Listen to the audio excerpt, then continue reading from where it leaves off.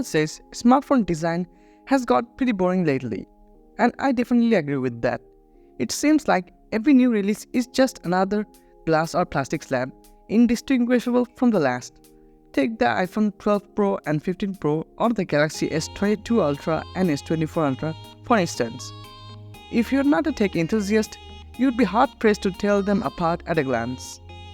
Remember the days when phone companies were willing to take risks with wild, sometimes ridiculous designs, whether they were successful or not? I really miss those days. So today we'll be making a tier list of 15 of those weird smartphone designs and rate them from S to F tier. Here, S being the coolest design and F being the worst design. Also a quick disclaimer, I have only listed the phones which were actually sold in real world. So concepts like Mi Mix Alpha are not included in this list. So without any further ado, let's jump right into it. So starting with the first phone in our list is the Samsung Galaxy Note Edge. Released in 2014, the Note Edge is basically a Note 4 with a curved display on one side. Actually at the time, Samsung was experimenting with the newly discovered flexible OLED display to find its possible usage. They tried to market this phone with gimmicky features like app shortcuts using that edge panel as a second display, and it even featured some weird games too. In my opinion, it's one of the weird looking phones and it doesn't even look elegant due to its uneven bezels at front. But at the same time, it's not the worst looking device. So I would like to give it a B tier. And moving on, we have another Samsung phone from 2013, the Samsung Galaxy Round. In fact, it's actually the first Samsung phone to feature some form of flexible OLED display. So in this phone, what they did is, instead of carving the display from the outside, they carved the whole display inwards. And the one main advantage of this design was that it felt pretty comfortable in hand, since our human hands are naturally designed like the curves of the phone. But other than that, this curved design didn't bring anything special on the table. So in my opinion, I would like to give it a C tier because it just looks like a Samsung Galaxy Note 3 but bent. Also, this design isn't that special. So yeah, I think C tier is justified for this device. Our third phone in our list is the Motorola Flip Out from 2010. At first glance, it looks like a cute square phone. It also looks pretty weird. But if you swivel the display, it will reveal a keyboard. In my opinion, this is one of the coolest looking implementation of physical keyboard in any smartphone I've ever seen. I really love this design, although it's not the most practical design, but still, it has that cool factor which even Blackberries miss. So, I would like to give it an S tier just because of the pure cool factor of the design. And I also love to own this phone one day. Now moving on, we have another Motorola phone, specifically the Motorola Backflip from the same year. The weird part about this phone is that the back features a whole QWERTY keyboard. You may be asking why the back is full of keys.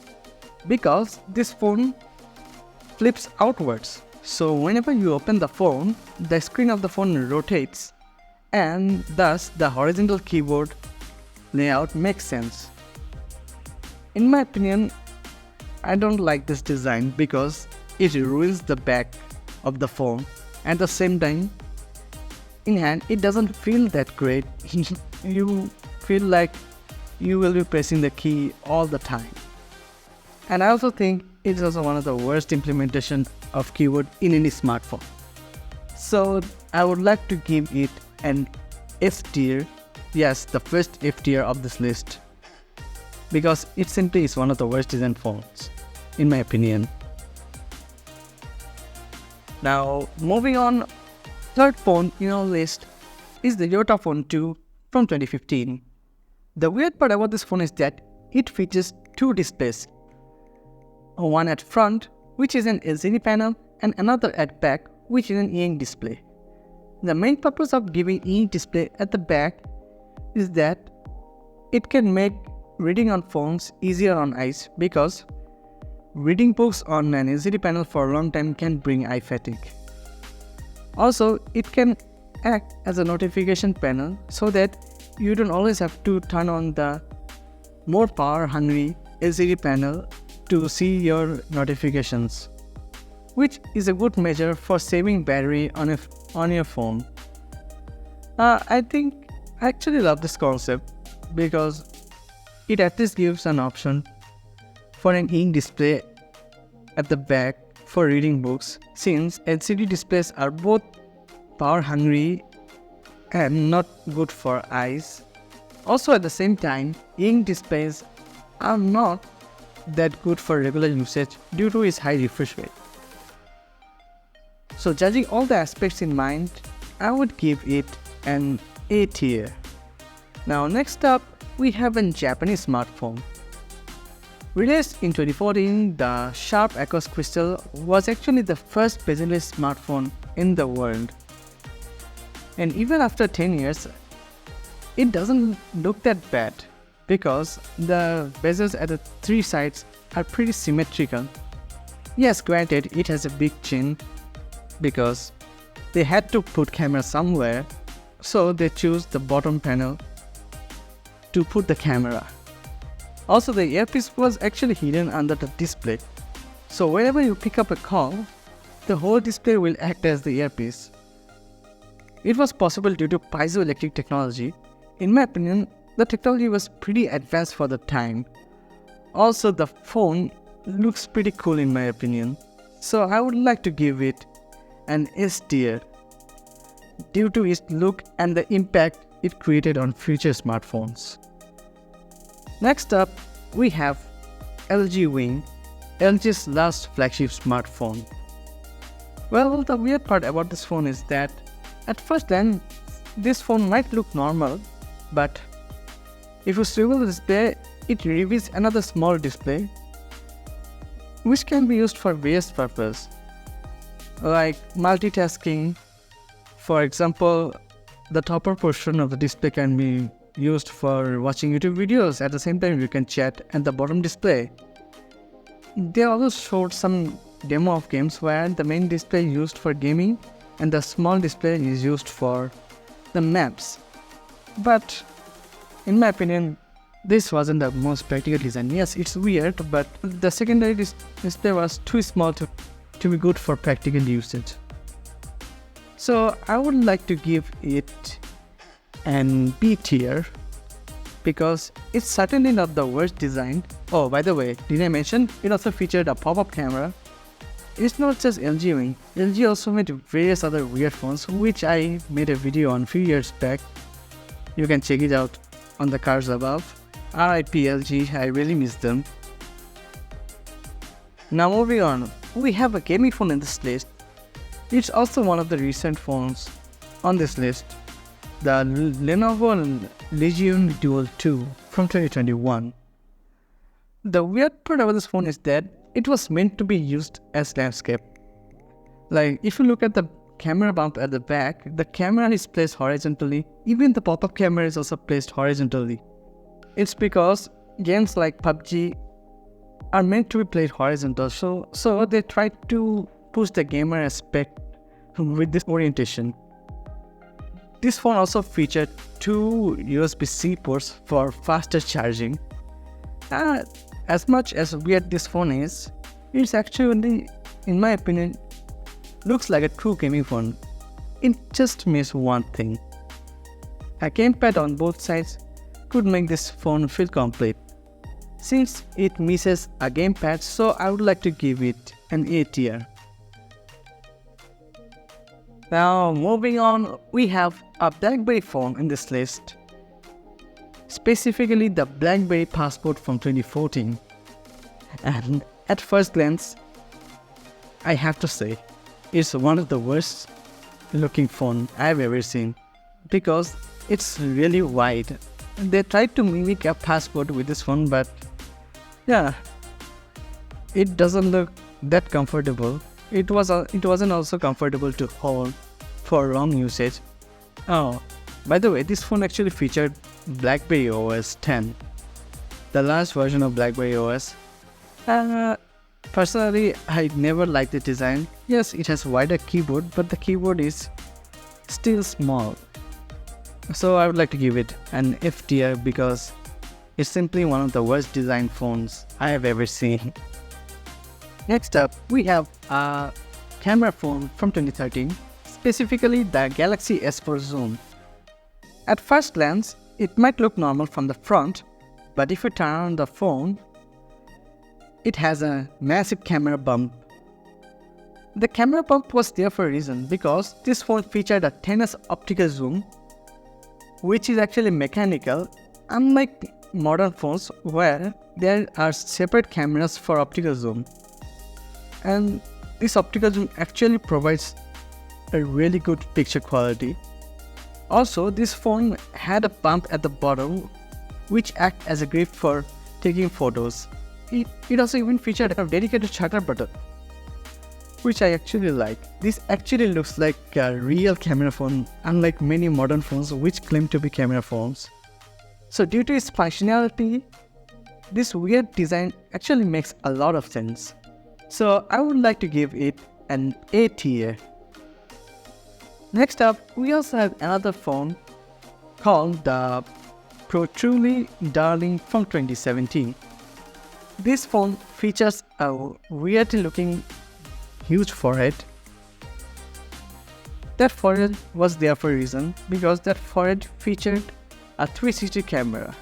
This is one of the two phones in the world which actually had 360 camera, and the one being the essential phones. Anyways, so this phone in my opinion doesn't look that great due to the forehead, but at least it had some functionality. Also, the design on this phone wasn't that special. It was just a plain looking phone. So I would like to give it a C tier because it's certainly not the worst looking phone in the list. Next up, we have Microsoft Surface Duo from 2020. Well, it was actually a dual screen folding phone from Microsoft, and the design was really weird. First of all, it was a clamshell device. So for calling, you always have to open this device to receive the call. Also, this device was pretty wide, which isn't the most ideal size for a phone. Also, the apps weren't optimized for this phone, so this device wasn't colossal failure, and the price tag of $1,400 didn't make any sense for this phone. So even just looking at the pure design aesthetics, this is an easy F tier, no questions on it. Now next up, we have the original gaming phone, aka the Xperia Play from 2011. The weird part about this phone, which is also the coolest part about this phone, is that it featured a sliding gamepad, which looks pretty cool in my opinion. It was there to show the gaming aesthetics of that phone. But sadly, there weren't many Android games for this phone, so it was definitely a failure. But to this day, many people love this design, including me, because the gamepad on that phone is so practical that I think modern gaming phones should also include gamepads like this. Aside from Android games, this phone could even emulate PS1 games. For emulation, those gamepads are pretty handy. So, judging by the both design and functionality, I would give it S tier. Now moving on, we have another BlackBerry phone, which is the BlackBerry Priv from 2015. At first glance, this might look like a regular smartphone, but if you slide up the display, it features a real keyboard. Yes, a smartphone with a sliding keyboard. In my opinion, this is one of the coolest and yet practical implementation of physical keyboards in a smartphone. I actually really love this design. Also, This phone even featured a front-facing speaker. The design of the phone is both cool and practical at the same time, which is the reason I like this phone a lot. So I would like to give this phone an easy S tier. No questions on it. Now, the last phone of our list is actually the first foldable smartphone in the world. No, I'm not talking about the Galaxy phones. The first foldable smartphone was actually the Royal Flex Pi. It was released in late 2018 and it is also the worst looking foldable smartphone I have ever seen. This phone folded outward, which is not the worst part. The worst part is that while folding, it looks way ugly due to the gap between the display. Also, the display had many creases. It looked like a prototype product. The software wasn't also optimized for this. I'm not saying that outward folding displays are the worst, because Huawei showed with their Mate X that you can make a really stunning foldable phone with outward display. So in front of that phone, this phone looks ugly as hell. So this is an easy F tier. With that, we are pretty much near the end of this video. By the way, this tier is purely based on my personal opinion. So I'm curious to know how much you agree with my tier list. Share your thoughts in the comments below. Also, if I missed any of your favorite phones in this list, then let me know too. That's all for today. Don't forget to give this video a thumbs up and hit the subscribe button for more exciting insights. Thanks for watching, and until next time, bye.